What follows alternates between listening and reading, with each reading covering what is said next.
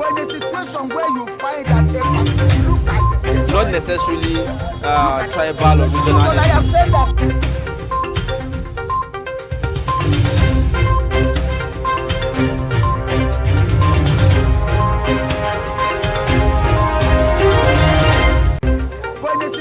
Where you find that a look at this, not necessarily tribal or regional. but I have said that.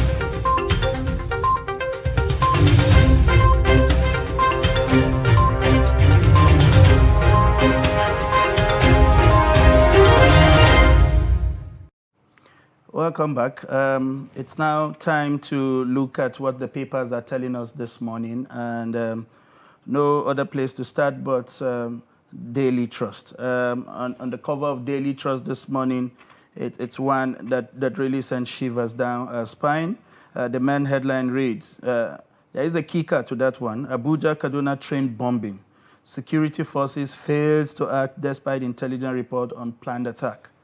The riders there read, how terrorist bandit collaborated to lay siege.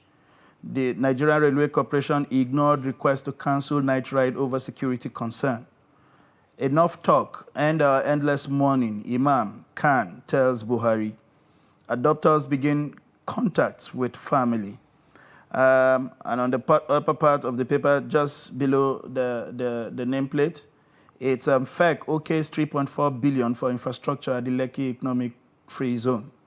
And next to it is Kwankwaso emerges NNPP national leader, I beg your pardon, and loyalists dominate National Executive Council.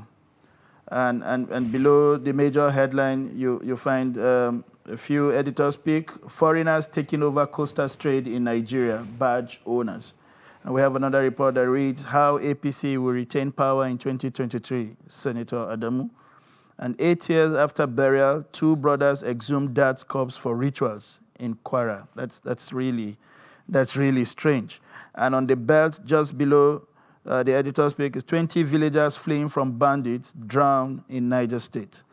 And then we have a picture of the former Vice President Namadi Sambo, flanked by members of the just inaugurated Bayes University Hospital and management staff of Bayes University at the hospital reception yesterday. Namadi Sambo, it's been a while I heard his Indeed, name, it's been a while. It's nice to see him again on the pages of the paper. Really very, very interesting stories on the Daily Trust newspaper this morning. You know, yesterday I saw the story about 20 villagers fleeing from bandit attack, in Niger, and then getting drowned. It's like running from frying pan to fire. Absolutely. You can't imagine it. It reminds me of what happened when we had the Ikeja bombing. People were in their houses when those bombings started going off. And because they were not sure what was happening, there were no proper fire alarm or some kind of orientation around where people should gather or what they should do at circumstances like that. People, in an attempt to flee, beg your pardon, in an attempt to flee what was happening, ended up in the lagoon. Excuse me. It turned out that the lagoon consumed more people than the actual bombing, and that is what we saw in these incidents. People were desperate about, surviving the circumstances that has befallen them because of the absence of security, and then they end up, even in worse tragedy. It is a painful development. Niger State has been in the news for, really bad reasons in a while now. But we really are very hopeful to see that comes to an end. Another very interesting story to me is about the NNPP National Convention that happened, I think, yesterday or so. It was yesterday. And then Kwankwaso emerges the national leader. I saw quite a number of people. And then Kwankwaso was talking about that the party is like a fresh air to Nigerians, to save the souls of Nigerians. I was really wondering, when I saw that report. Yeah, I thought to myself when I saw it. Indeed, Nigeria deserves a fresh air. I mean, there are too many negatives happening at the same time, if you like. And what interests me in all of this is the fact that people are beginning to realize that if you have to put up competition to the big two, the APCs and the PDPs of this world, you don't necessarily have to start very big. What we need are strong regional parties that can then form some kind of alliance, which was the strategy, that the APC used to power. I think that strategy is still potent. First of all, become a master of your small region, have the right kind of muscles to flex and play around that area. And then if other people have done the same thing in other places, you can then approach them to say, hey, maybe if we have some kind of collaboration, we can make some things. I mean, we are seeing collaboration between Nollywood and Kannywood. Really very interesting. And then they are getting viewership both from both sides of the divide. I think that's the way to go. It's less expensive. It's less cumbersome. You don't have to start coming up with strategy, sitting in Kano on how to win Port Harcourt. No, let the Port Harcourt man do something about his place. You do something about Kano. Let somebody do something about Yobe. Let somebody do something about Ogun. And then somewhere you can say, let us combine this strength. Maybe that will be the proper fresh air we are looking for. Some people have also said that it doesn't look like the NMPP is going to stand the test of time. But you never know. Only time can tell, because there is no ruling them away. What history tells us is that before the emergence of the APC, there were quite some regional parties that did well. ACN was standing. They weren't flexing muscle with anybody at the center, but when it came to regional politicking, they were doing well. If you like ANPP, stood the test of time. It's not about getting everywhere, because they had some members of the House of Assembly across various states. They had some governors, and they kept going. And, even if APC had not emerged, they were doing well. The CPC was one other party. ABGA, had 2 or 3 states, if you recall. So that's the way to go. It's at the end of the day, it's not about one mega party. It's about providing alternative for quality development. Right. Understanding that if you don't do well, there are some persons waiting to take over your position. So it's an exciting news for Nigeria, and I bet. Very interesting. The lead story on the Daily Trust newspaper, I think we're going to leave that for later, as our reviewer will come to have more, detailed review of some of the stories here on our dailies this morning. Let's take a look at another paper, the Nation newspaper this morning. The Nation leads with a story about train attack, terrorists contact hostages' families. There you go, already. And then you see some of the riders there say, sober mood at bank over MD's abduction. They use buses to take away victims, says survivor. And then you also see Amici, we need 8 billion naira to replace 4 coaches. 2-kilometer rail tracks destroyed. Helicopters, drones to shadow trains. Governors, violent attacks threaten our capacity. Katsina commissioner loses finger. And then you see the governor of Kaduna State, El-Rufai, saying we are at war. And then right at the top on the Nation newspaper this morning, you see the story about no room for failure, says the new APC chair, talking about Adamu as he assumes office. And then you see the story about bandits kill 23, abduct many in Kaduna village. Gunmen came in numbers. You also see other stories on the Nation. OAU student Adedoyin, others have case to answer. Pupil dies, 15 injured in Ondo school bus fire. These are some of the major stories on the Nation newspaper this morning. It's strange, Zainab, when you look at the papers. I think most of the newsroom agree somehow that we should stay on the Kaduna incident, given the enormity of that attack, and especially because up to this moment it does appear we don't know the exact number of people that are missing. How do you feel that for an important means of transportation, even for small buses that go from villages to villages, town to towns, you get a proper manifest?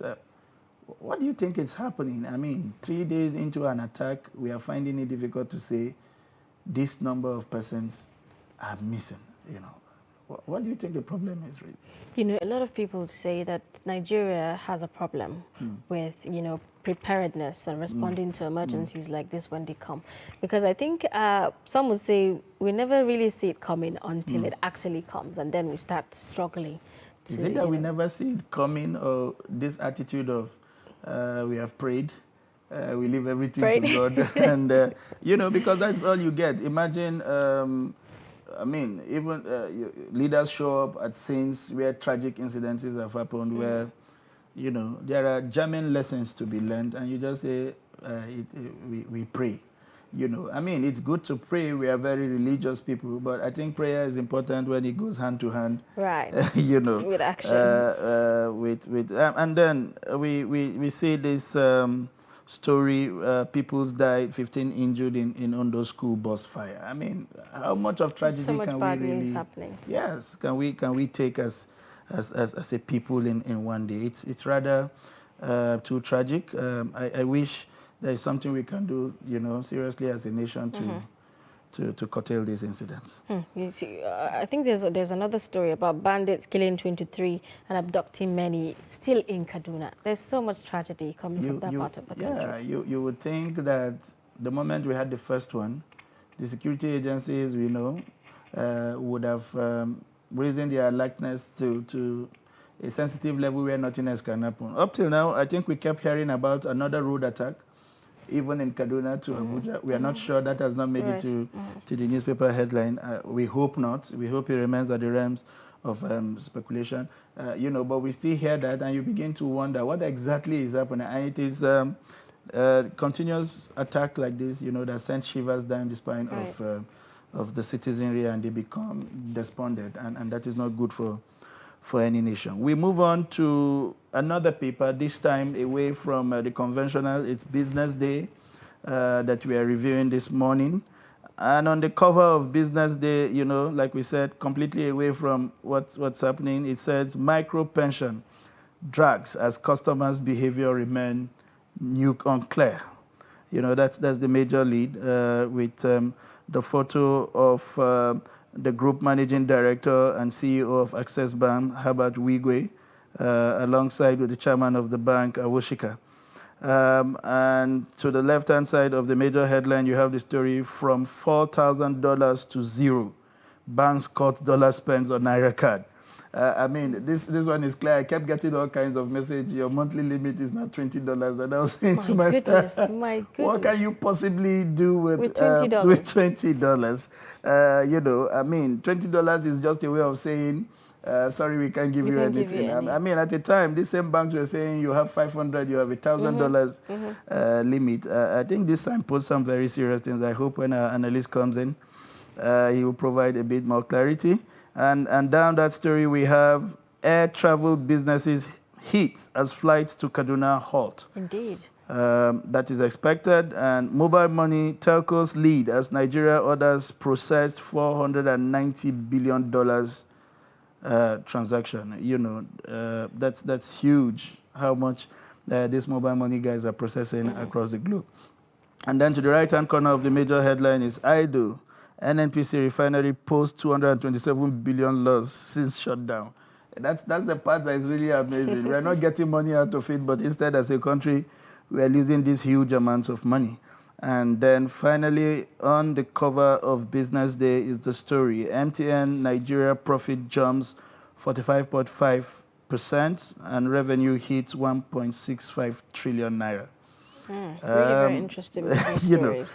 know, what do we make of an NNPC? What do you make of an asset that continues to drain your pocket and brings nothing back in? You know, if this was a private investment, Zainab, what would you do with an investment that keeps taking money out of your savings but never brings anything back? It's just to shut it down. You If know, there's nothing, I don't to understand. move on with. I don't understand. And maybe the story would give further details. You just keep asking, what exactly would they have been doing? Is it the security men you are paying or the idle staff that keep getting allowances and bonus, you know, for doing nothing? What exactly do we do? And this will even become even more mind-boggling if you begin to cascade this to previous years. To think that all these years that they've been idle, we've been spending this kind of money.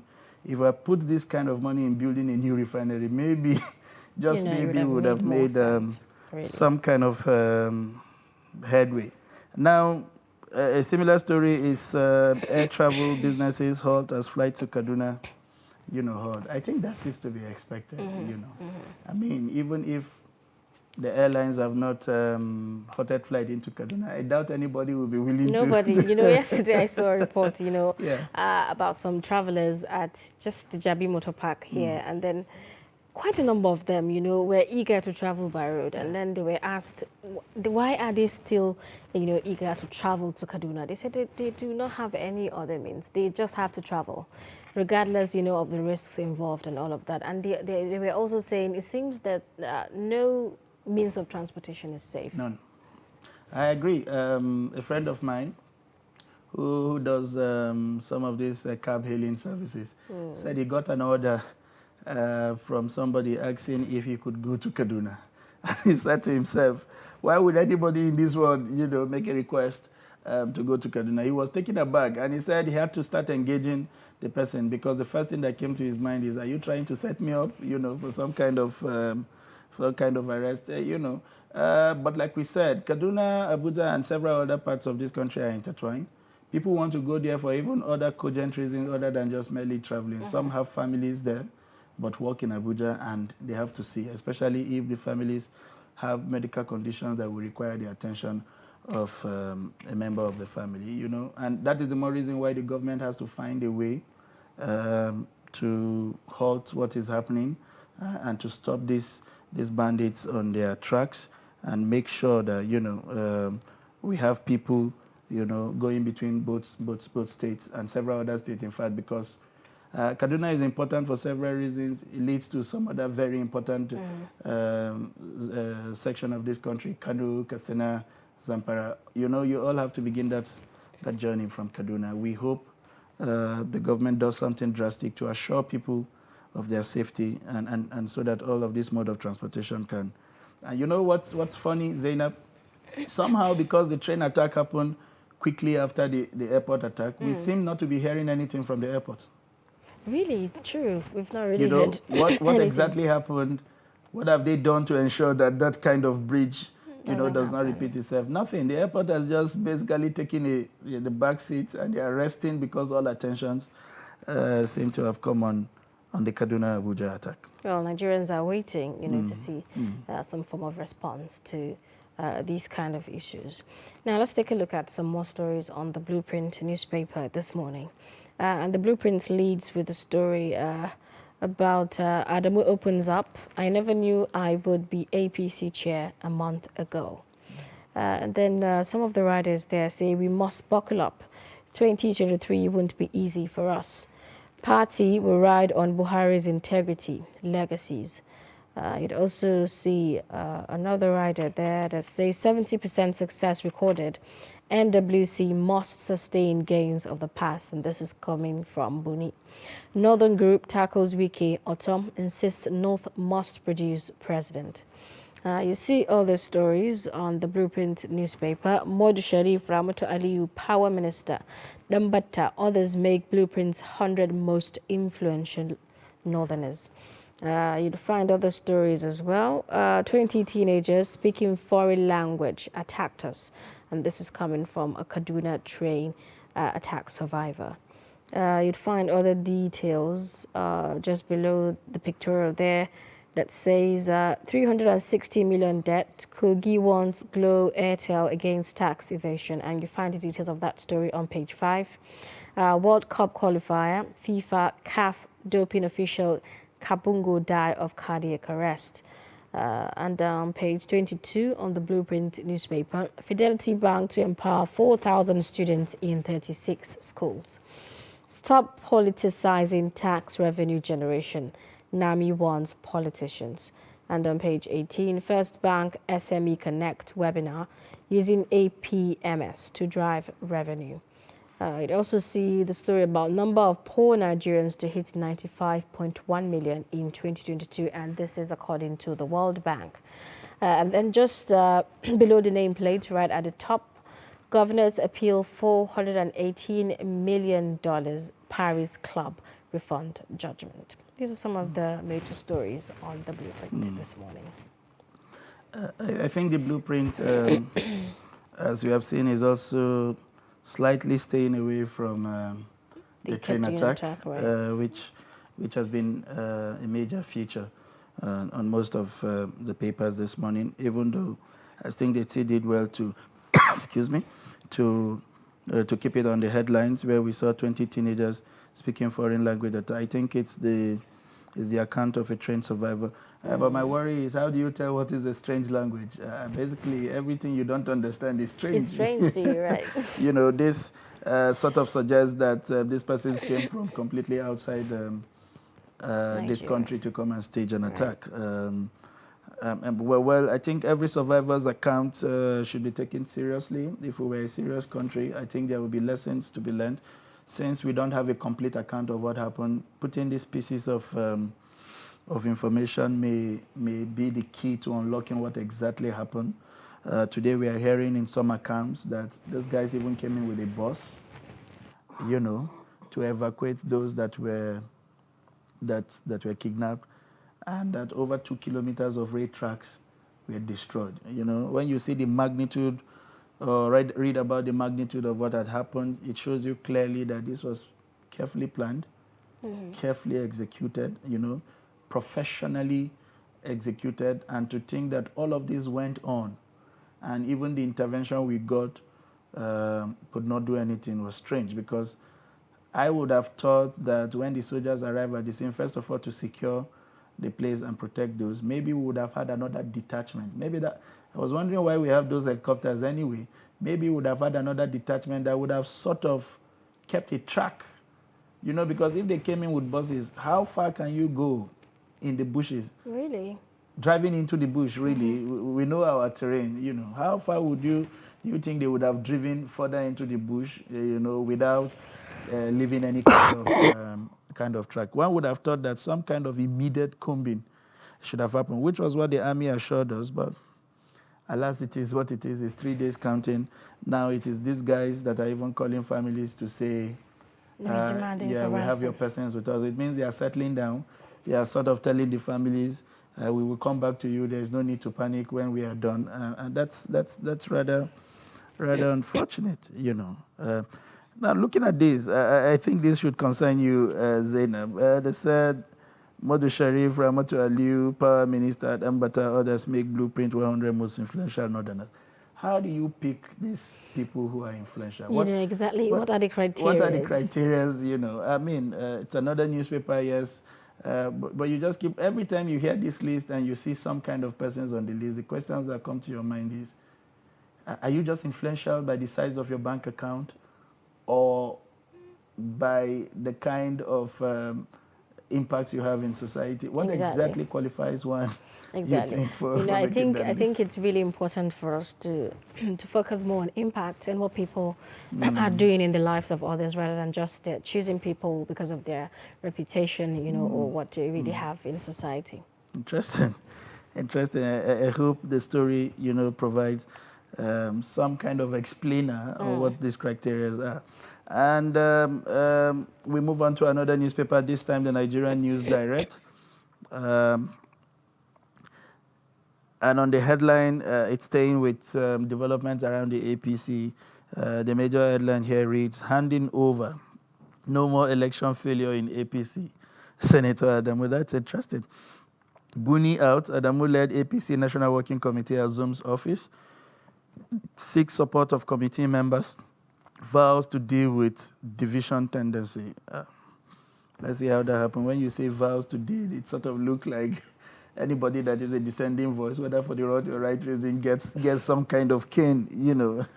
And right below the major headline, it's break the bias. Okay, I think that ends today. Today is the 31st, isn't it? Right. Break the bias. Bundle sponsors vocational grants to over 3,000 women in commemoration of the International Women's Day. Insecurity, IGP acquires 5 additional high-powered unmanned area vehicle. Okay. 1.2 trillion unclaimed funds. Reaction trail discovery of 300 billion in commercial banks. I think that is coming from the revelation of the House of Reps. And finally, Lawan constitutes 7-man ad hoc committee to probe pay TV tariff hikes. And on the top, above the name marks, we have WHO certified NAFDAC at level 3 maturity. EcoDisco appoints Sanda, first female managing director, and Upsurge Global holds annual National Leadership Summit. Let me come to this one that sort of seemed to, um, drawn some kind of reaction from every household. The increase in the tariff of Really, when I saw that, I was, of my DSTV. goodness, we're already struggling with the 100 grand, and we've seen countless, motions to actually,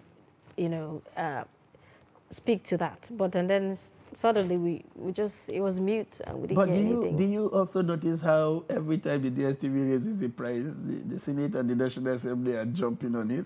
Really? And then we then don't when hear there is a anything. raise, the last time I was driving, the last time I got fuel, by the way, because these days there are historic dates in your calendar as a person, because the filling station is not where you want to go often, especially this time. The last time I was at the filling station, it was at the NNPC, by the way. I was looking at the price chart, the popular price chart where they tell you 162 for PMS. Kerosene was selling at 320. My goodness. And that is a commodity that is largely consumed by the poorest of the poor. It's amazing how it just never makes it to the news. And then there is an increase on a pay TV that sort of touches on the life of for the elite, the middle class to the elite. And the National Assembly is spending precious time debating why a price should move from 6,900 to 9,000. Is this not a misplacement of priority? Much as I am affected, I would have thought that some of the kind of things that get the attention of our lawmakers are not the things we think. A lot of Nigerians will say, as they say, Nigeria, my country. Yeah, amazing. It's amazing how these things. And now here we are hearing that the IGP acquires 5 additional high-powered unmanned aerial vehicles. Should we be happy? Is this some positive news in the face of what's happening? Because I'm worried here. They said it's additional. So the question really is, what have we done with the ones we acquired before? Right. I mean, can we show, in any way that some of the things we have, sometimes ago, I remember the military unveiling drones that were built by the military in Kaduna. Is there a way of showing us that some of these equipments have in any way helped to prevent an attack or help us to follow up on some of these incessant attacks that we have seen? That way we would be, sort of happy to hear that we're acquiring more, because it would then mean more security surveillance for our people. But I don't know what to think at this point. I think all we can say as Nigerians is that we are on the lookout to see how things pan out. Well, we're going to be taking a look at more, explicitly what the papers are saying with our reviewer later. Hamza Idris, General Editor, Daily Trust, to take a look at some of the stories. But for now, let's take a look at the daily hustle to see how Nigerians are struggling to survive on a daily basis. Thank you for staying with us. As we said before the break, we have in the studio Hamza Idris, who is the General Editor of Daily Trust, to look at the newspaper headline with us this morning. It's a pleasure to have you here once again, sir. Good morning. Thank you. I hope you had a decent rest with the epileptic power supply. After a very hectic day's work. Thank God for life. Thank you. Today we would begin our reviews with the Daily Trust as usual.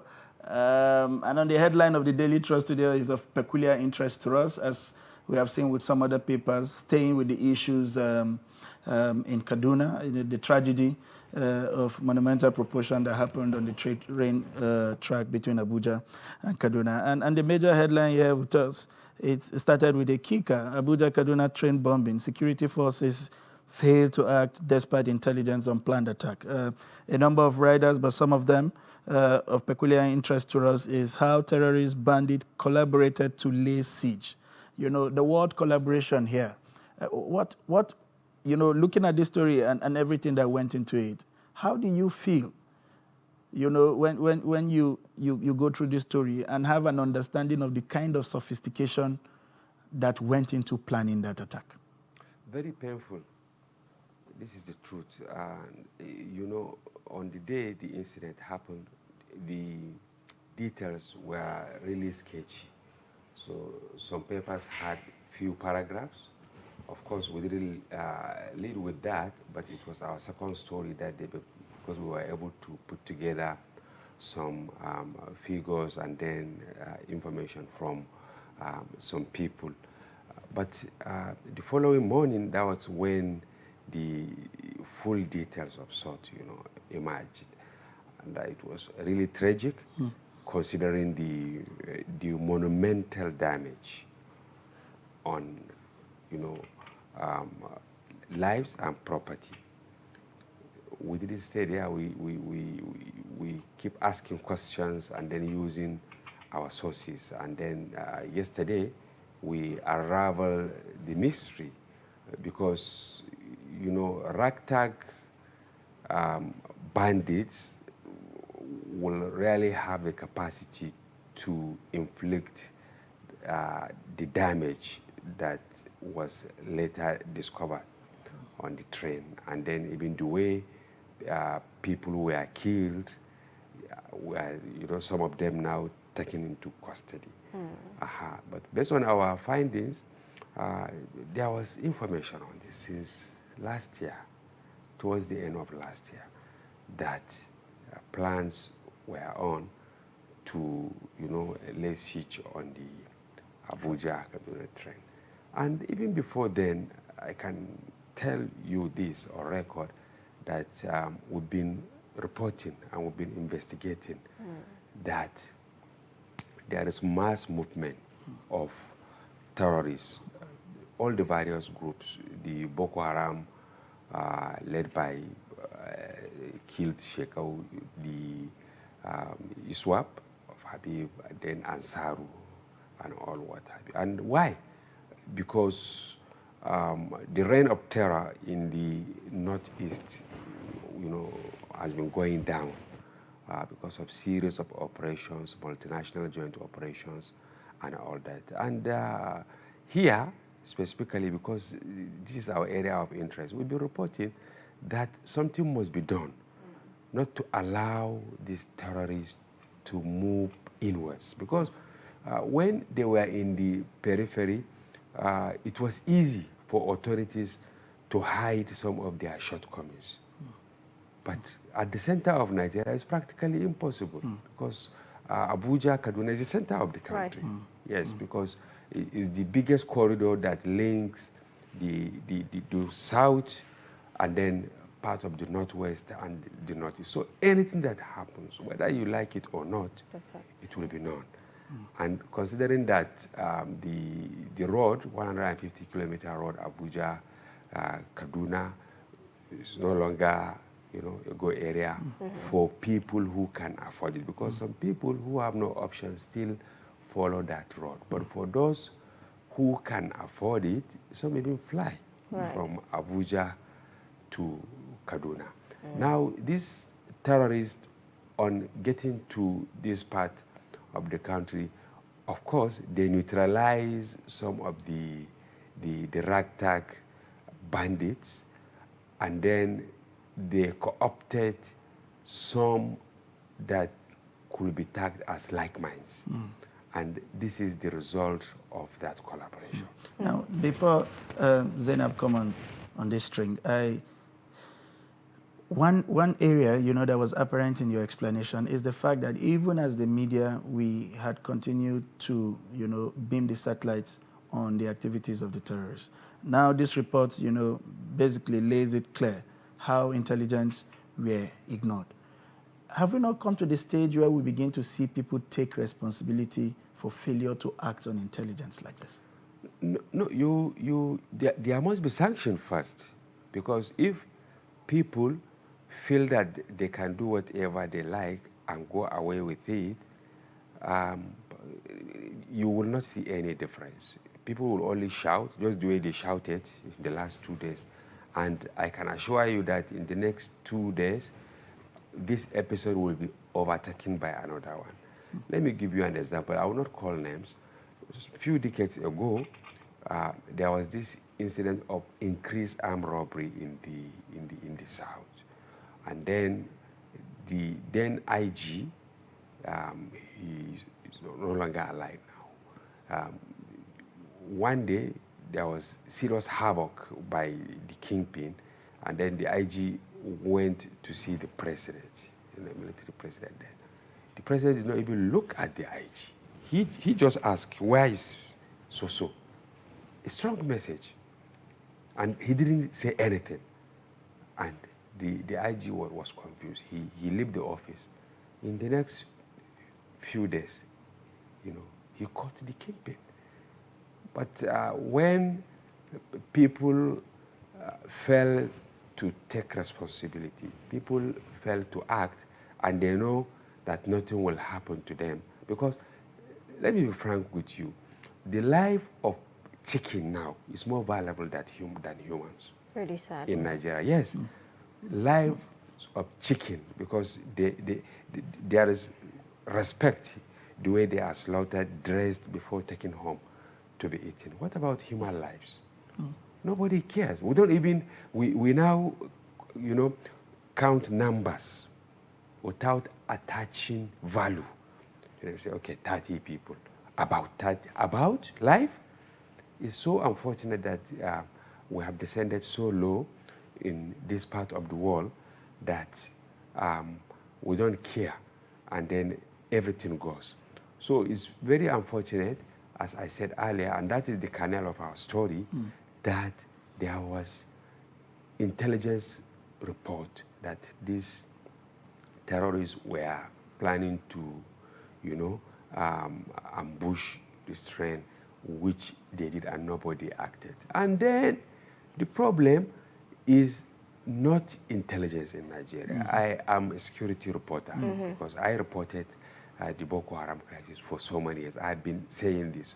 So we know what is happening. We had cause to discuss with high-profile security operatives and the boots on the ground who, they tell us, so we are aware. Even journalists, we do have access to some of this high-profile information, not to talk of the people who are in charge of, taking care of this. The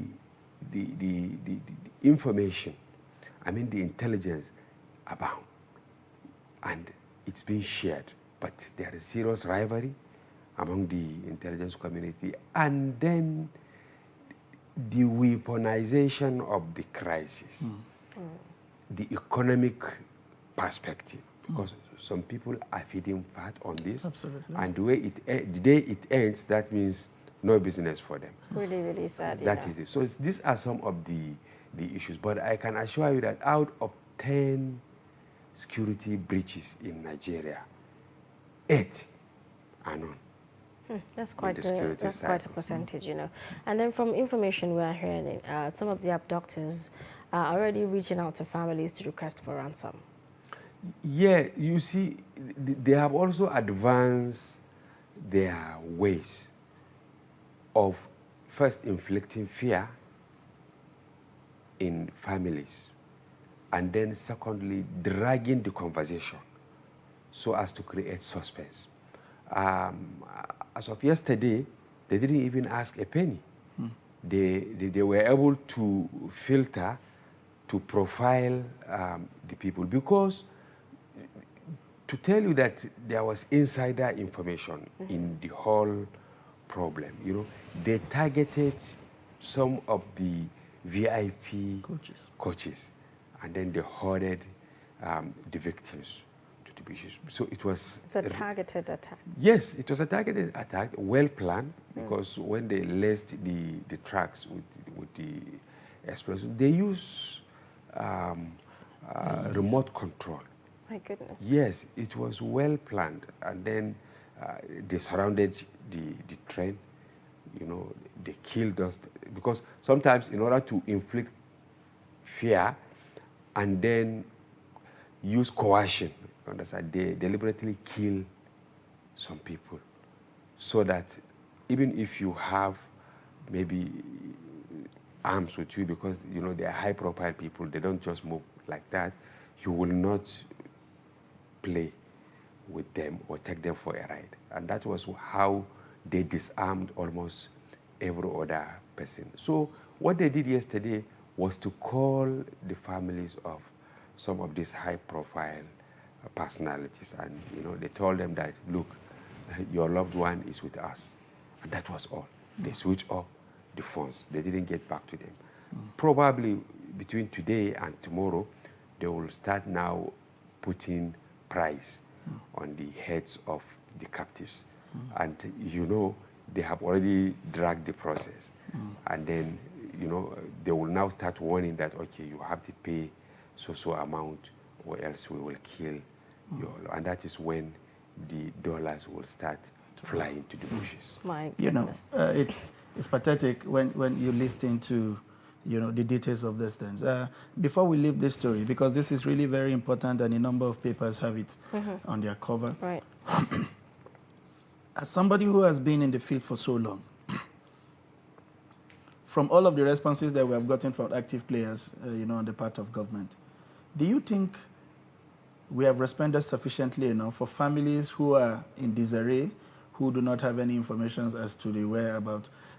From all of this response, we have seen largely more of buck passing.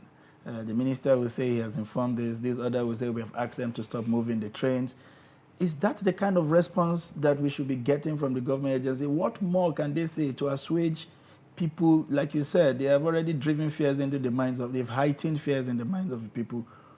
What should we be hearing differently from the government? Are we seeing the kind of coordination around major government stakeholders on how to nip this on the bud? But what Nigerians are looking for from government is action.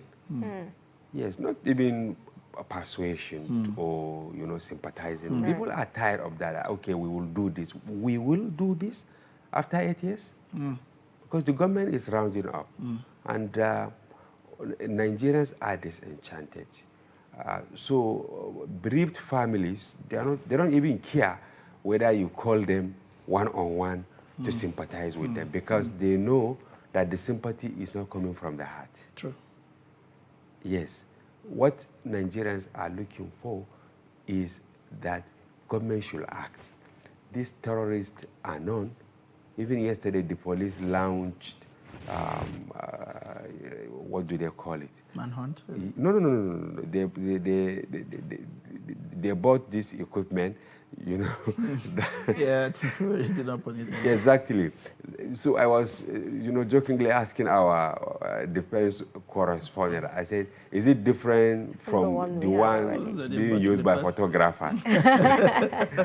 Yes, because I'm sorry, but, you know, it's so laugable that we cannot penetrate the bushes here to dismantle the enclaves of the terrorists. You see, in 2009, 2010, you know, the claim by government when Boko Haram was, you know, ambushing and then killing people around Maiduguri, Yobe, and Adamawa. Government was claiming that we know them, we know where they are, but they live with the people. So there is no way we can go and attack them because we have to avoid collateral damage. That was the lie that time. We keep reporting. But in Maiduguri, this was in 2013, the people who woke up, they chased the terrorists to, you know, Sambisa, Alagarno, part of northern Borno along the shores of the Lake Chad. They had But to do it themselves. For additional 5, 6, 7 years, government was still unable, you know, to confront the terrorists. Before, the lie was that Collateral damage. they live with the people, so there is no way we can confront them. Now the people rose, because it's not the security operatives that rose against the terrorists. It was the locals who were tired, you know, they started confronting. Then now they chased them. Now, still we have some of the elements, you know, along the shores of the Lake Chad, in the islands, you know, we still have them in parts of the Sambisa and all that. Now the fear, they are in the center of the country. And this is worst, because it was easier to, you know, confront them when they were in the outskirts. But now that they are in the center, even then, serious government will also unleash all the available resources, you understand, to save lives. because they don't live with the people here. Right. There are allegations that they are in Regina and all that. Why not ask the people to vacate? True. And then give them safe haven. I mean, the innocent people. Why can't you ask them to leave so that you solve the problem once and for all? And, you know, these firewood merchants, you know, farmers, they tell you that we have seen their enclaves, you know, along this. It's not even far sometimes. And what they do is if they take the captives, they will take like 2 days just going around one place to confuse them. And then they will come close to the road. Yes. And because they also need telecommunication. So they are not really far. So I think there is the need for government to change the tactics, and then some people should really pay the price. I mean, people should lose their jobs. People should be sacked. People should be taken to court, because in saner climes, there is no way things like this will keep happening. You see people holding political offices, and then those in charge of the security architecture still moving freely. You know, Nobody is asking them questions. I think this brings me to my next question. There's a tweet, you know, by General Ibrahim Badamasi Babangida back in 2020. Let me just quote that directly. He said, "Once again, I would like to quote late General Sani Abacha that any insurgency that lasts more than 24 hours, a government official has a hand in it." You see, this is true. And why am I saying this? How many political wards do we have in Nigeria? More than 10,000. We have 776, right? Yes. Local government areas. But there is no electoral ward in Nigeria that you don't have a security personnel. We are crying that we don't have enough security, right? Yeah. But quote me, there is no electoral ward in Nigeria that you don't have a security personnel. Sure. If you don't have an army personnel in that ward, you have a police officer or a civil defense or a custom personnel or NDLEA personnel or immigration. You understand? No single ward. Now, assuming there is synergy, do you think there will be security breach without it being noticed? So there is no synergy, and as I said earlier, we have commercialized the crisis. We have commercialized. People just look for, you know, what? Economic value. Yes. I don't want to say it on camera. You ask me whether I sleep well. Of course, but I was waking up around 2 a.m. 2 a.m. this night. And you know what? Anyway, I don't... It's really sad. It's really sad. I don't want to tell you what happened. Really sad. Let us not get you to Yes. to divulge those. I'm sure when you are done processing it, the parts that you think will be safe for public consumptions will eventually come out. So there is the need for action, honestly, because the information is there. And then we should stop even lamenting that we don't have enough security personnel, because in this age, you use technology. Look at what the Attorney General said. Yes, lie detector.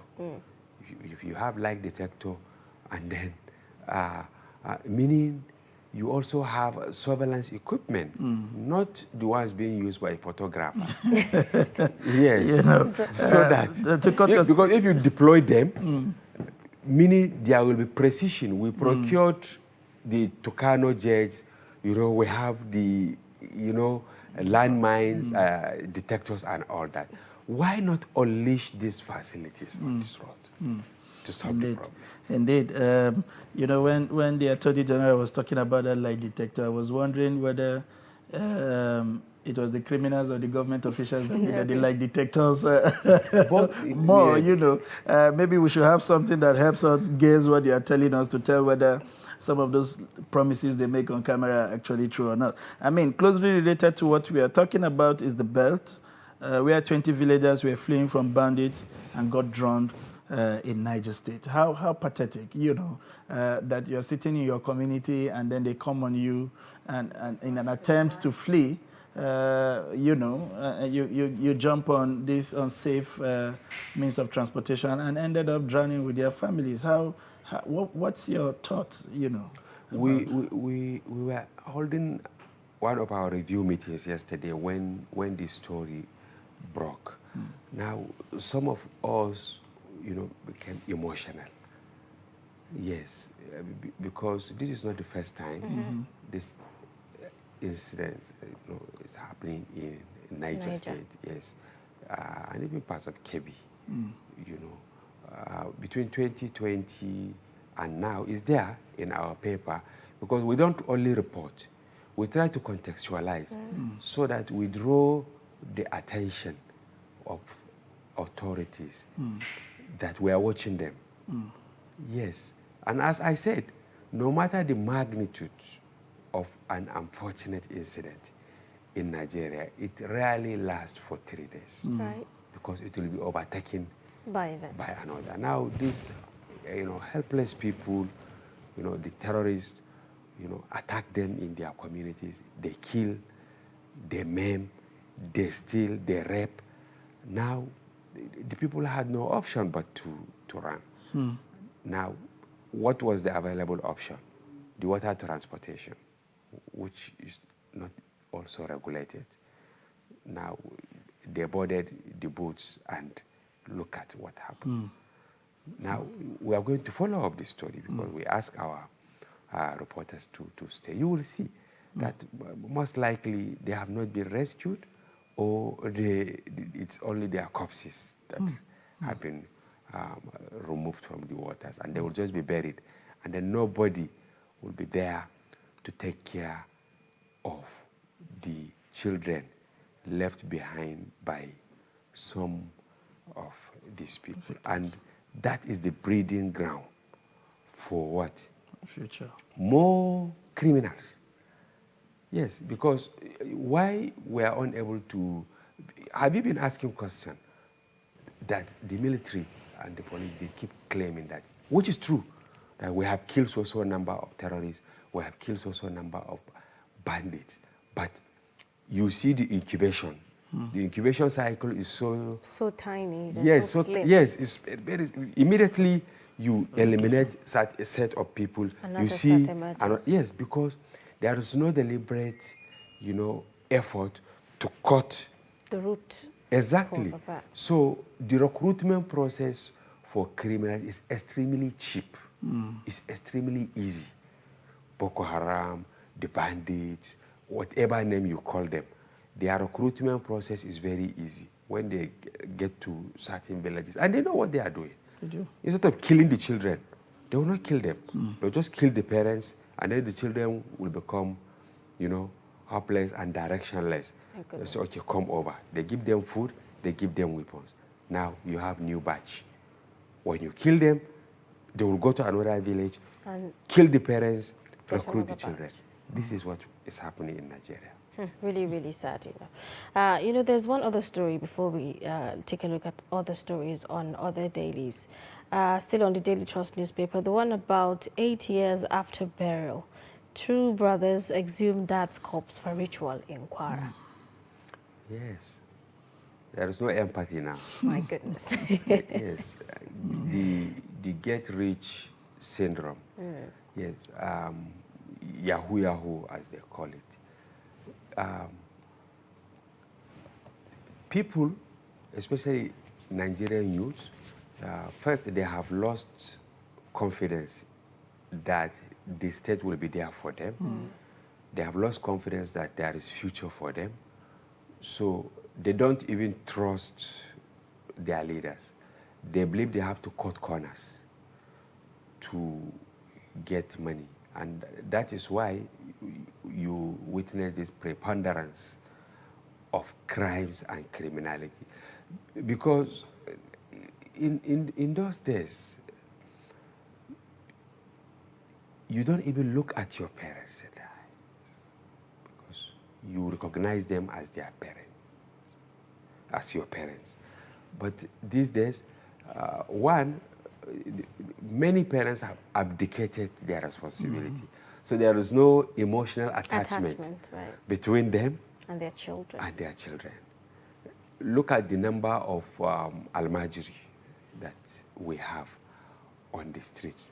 And it's just name. In the north, you call them Almajiri. When you go to Lagos, you stay in Lagos. Yes. They have their name, right? Yes. If you go to the Niger Delta, in all the regions, you have Almajiri. It's just the name. And these people, they don't have attachment because a child who is barely 3 years is thrown to the street. He fend for himself. So already he has a developed mindset. dislike for his parents. And even when they meet on the street, he will just look at the parent with disdain.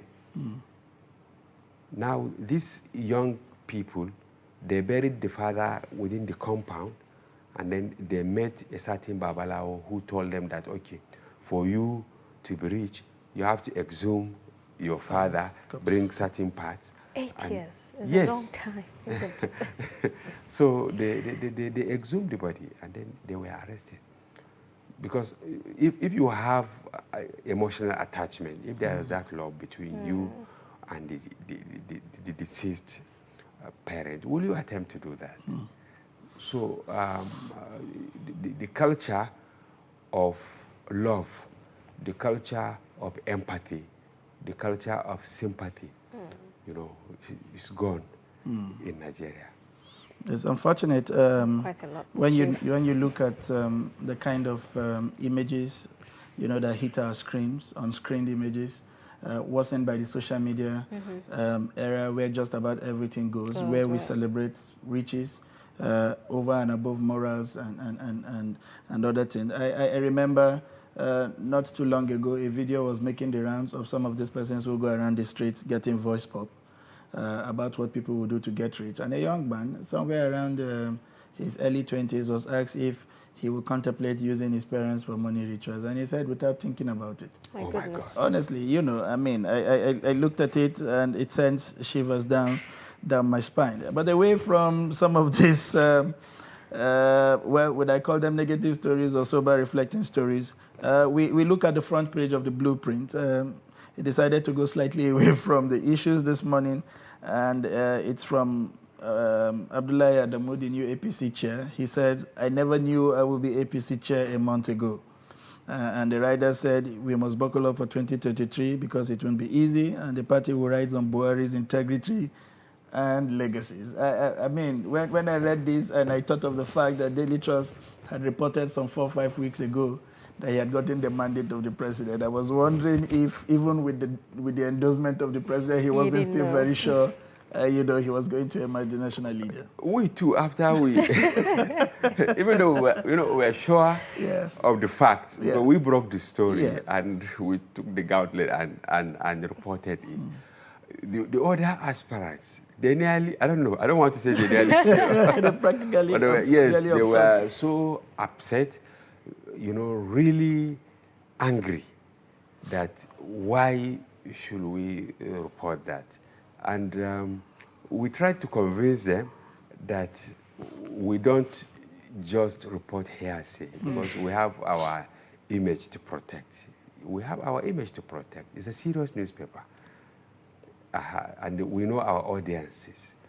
So we are very careful in whatever we report. So when we reported that day, oh my God, the calls, the phone started ringing, around 5. In the morning. Yes. Who told you? It's not true. The president did. But we are sure, so we are not bothered. And then during the day, some use other platforms to counter what we reported. They drag us in the but we were not bothered. And we knew more. We didn't even release all the information as to why the president, Made the choice. yeah, just to go for Abdullah Abdullah Adamu. Adamu. Some people accuse the president of not being a Democrat. It's on a lighter, not this one. But you see, he he must have to, work hard to maybe go home with something. Yes. You know, I mean, that brings me to that rider. You know, the party leader was saying the party will ride on Buhari's integrity and legacies, come 2023.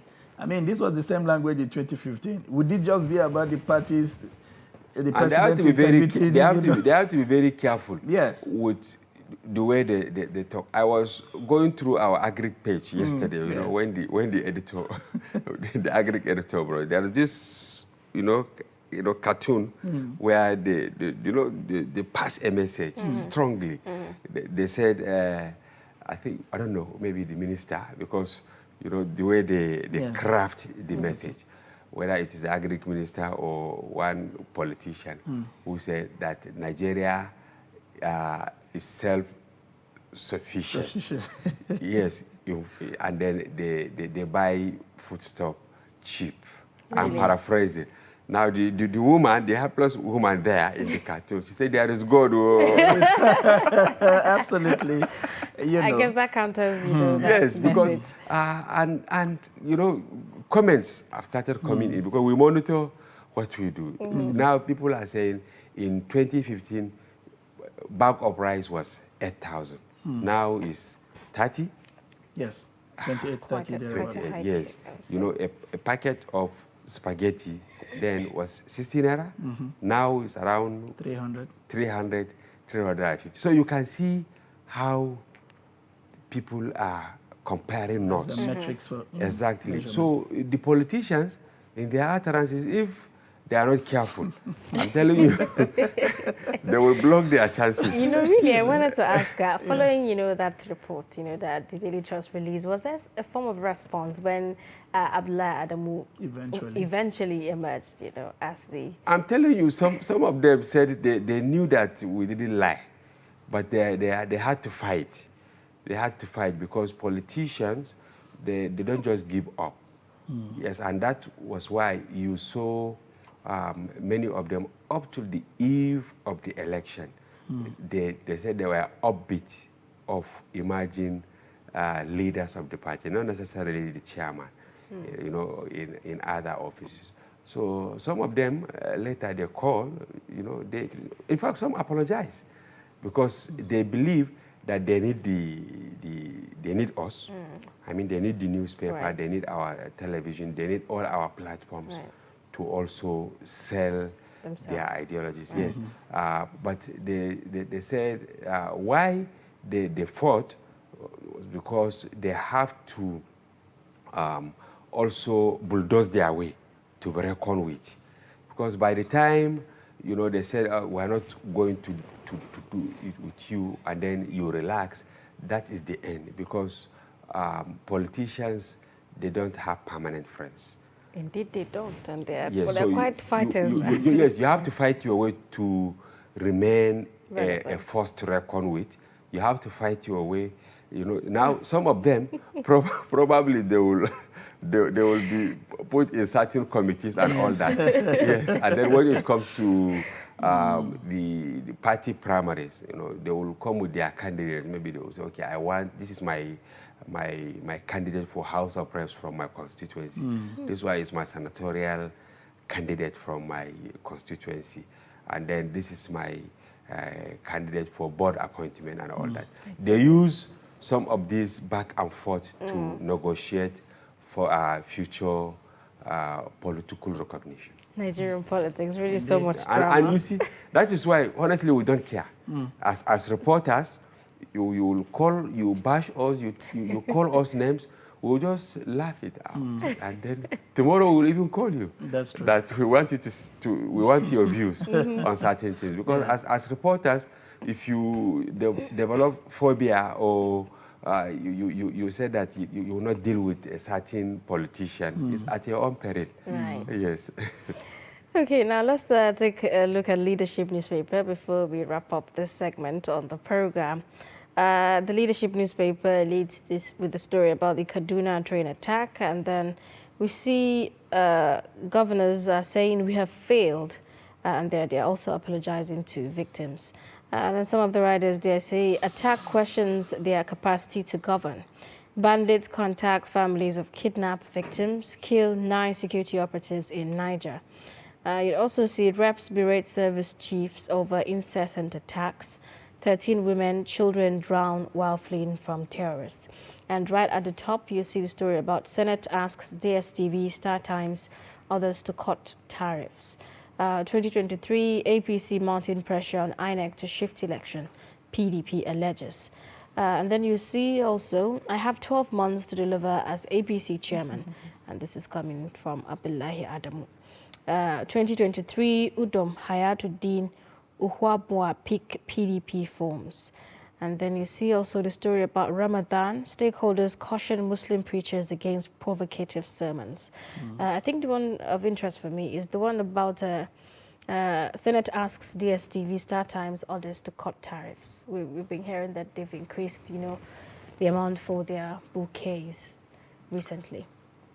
But have they asked the market woman and market men to reduce cost of food and then or fertilizer blenders or people in charge of seedlings and all that? This is what matters to the common man. I'm telling you, I have DSTV in my house, but I can't remember the last time I even charged. Yes, there is television for the children.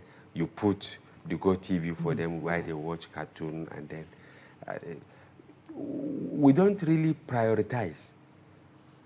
I'm telling you. And if you ask Star Times to bring down the tariff, what incentive have you given them? They provide their security, right? They bring their equipment, right? They buy diesel to power their substations, right? Yeah. The antennas and all that. You don't just give directly with executive fiat. You are ridiculing yourself, honestly. Absolutely. Yes. I don't know. You are a business reporter. Am I making sense? Absolutely. They operate in the same market. The external conditions of the market also affect them as a business. Before we wrap up, on a final note, this story on leadership is one I want you to provide your perspective on. Ramadan. Stakeholders caution Muslim preachers against provocative sermon. We are approaching that season again. Incidentally, it's also Lent. For the Christians, they are rounding up why we go into it. It appears we are moving from one period of prayer to another period of prayer and sober reflection. What's your perspective, especially on this caution to preachers across the board, as it were? It's a wise counsel there that we should guard our utterances because Nigerians are a religious people. Most Nigerians belong to one sect or religion or the other, and we listen to our clerics. Whatever they said, we capitalize on that. So we look forward to clerics during tafsir to pray earnestly, but they should not shy away from calling out our leaders. They should not that they should, preach that people should rebel or whatever. But they should tell the preachers, the leaders, they should tell them the truth, that God is watching and they will be held to account, honestly, because our politicians, their attention has shifted from service delivery. I can assure you, their attention has moved to election because they feel the tenure has ended. So 2022 is not for service delivery as far as they are concerned. It's for politicking. And you can see how the politicians are aligning and realigning, how they are fighting over which zone to produce the president. Honestly, they have cheapened the system. This is my take. You get what I'm saying? They have cheapened the system because they're not even talking about what they will offer. What impact? Yes, they are just talking about the North. Who cares about North? Honestly, I don't care because has the North benefited anything in the last 8 years? Really. If you are talking about it's one of our own or whatever, has the North, do we have anything to showcase? that One of its one own of is in its there. own was there for 8 years. And if you ask people in the South, they will tell you that it's not, their problem is not about having one on their, the people who really understand what is their problem. Because it's one thing to understand whether you have problem or not. And then it's another to now ask for the kind of leader that people should go for. I think Nigerians should start thinking, even our clerics, they should preach that, look, forget about the religion of somebody because it's just a tag. That's right. Yes, it's not in the heart. It's not in the heart of people, because if the way we are preaching, the way we are talking, the way you know people are talking about religion, if it's really deep into our heart, we wouldn't have been in this mess. You know, really, I So- think that's really, really important, because I've seen stories and I've seen videos also online where, you know, some of these preachers, either in church or in mosques, help politicians canvass for votes. They say, vote for so person, and this is the Yes. person you're supposed to vote for. I They think too, we God really will, need to understand. God will ask them questions. Absolutely. Yes. I think it's a fitting point to bring this to a wrap. We've heard severally of how the level of our progress as a country doesn't seem to align with our religiosity. Not at all, And honestly. we have seen how what you really need to do is to do the right thing, as we have seen with countries who are not even Christians or Muslims, as it were, but merely holding on to the tenets of truth, of fairness, of justice, making more values. progress than all of us who profess religion in one way or the other. It's Yes. on this note that we bring this to a wrap. We want to thank you for those insightful comments, you know, and taking us through the journey of conflict reporting as you have done.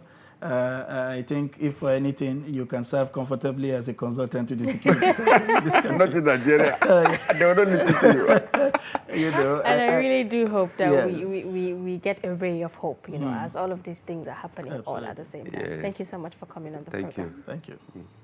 We'll take a short break and we'll return at the top of the hour with more on Daybreak. Thank you. But in a situation where you find that a person look like the same, Not necessarily tribal or regional. but I have said that